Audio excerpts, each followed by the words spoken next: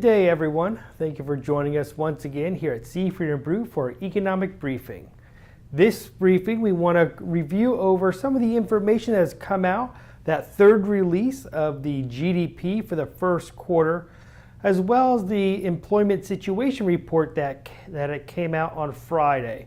So we have a lot of information to cover, and then we'll look at the updated GDPNow release that came out on Friday as well. So overall, when we look at the first quarter GDP, that third estimate that came out, you can see it is down to 2%. So we moved from 2.2% down to a 2% in the first quarter GDP. Now when we look at the individual changes, we can note that the consumer segment continued to come down. It was fairly high in the fourth quarter, and now in the first quarter 2018, we see this steadily decline, 71 basis points for the second release and 60 basis points for this third estimate here. So we see that consumer segment falling off a little bit. Hopefully we'll start to see that build back up in the summer season when we look at vacations. On the investment front, these are the private investment. We can see we added a little bit when we look at the inter-release dates, 118 to a 122. So we had that pickup. Now inventories actually came down.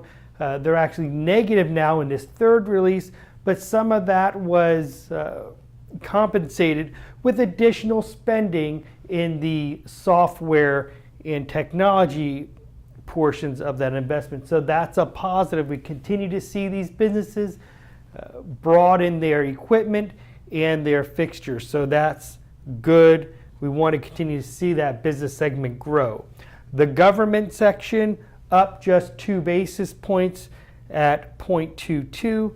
And then we look at the exports, imports that actually detracted, now down to that negative 0.04. So pulling away, had some increase in the overall level of imports, and the exports came down a little bit. That growth rate came down. So those differences resulted in that draw off. So that's why we saw this decline in the overall level of GDP growth in the first quarter when we look at the second estimate to the third estimate, down to 2%. Now when we look at the employment situation report that came out on Friday, overall I think it is let's call this a neutral report. We did have an increase in the unemployment rate to 4%, but the overall reason for that is the fact that we saw the not in the labor force number decline by 413,000. Those individuals, some of those jumped up into the labor force. So now they're in the unemployed section there. So we see the strong labor market. So we saw these individuals that were not in a labor market, maybe discouraged, and they were no longer looking, are now looking for work. So that's a positive. So we saw this bigger grouping in the overall labor force, and that's why we saw the participation rate increase to 62.9%. When we look at the unemployment rate, we're up, like I said, to 4% from where we were in May at 3.8.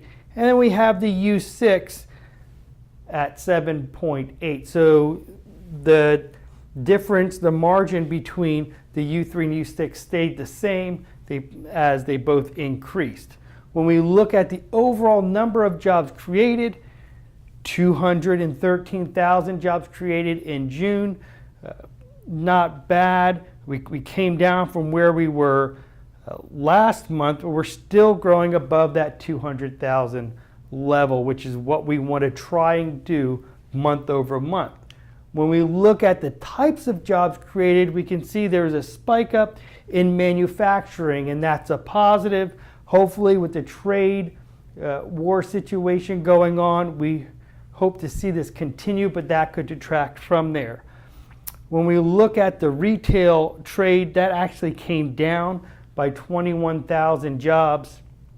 And then we look at the healthcare and social assistance, continuing their trend of just churning out these jobs, continue to be above that 30,000 mark where it's been for some time.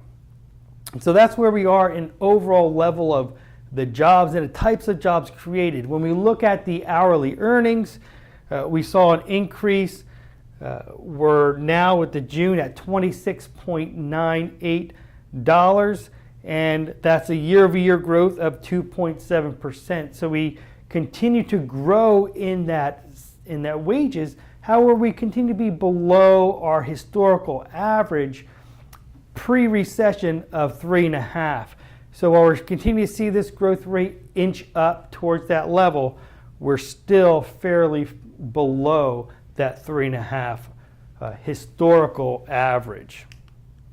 But overall, when we look at all of the economic news that has come out throughout the past couple of weeks, we see the impact on the GDPNow down to 3.8%. It had been in excess of 4.5% for a while, and now we're coming back down to 3.8%.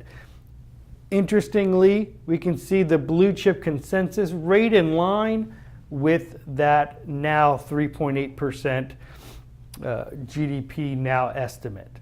So that's what we have for you today. We look forward to seeing you back here next time. Have a great week, everyone.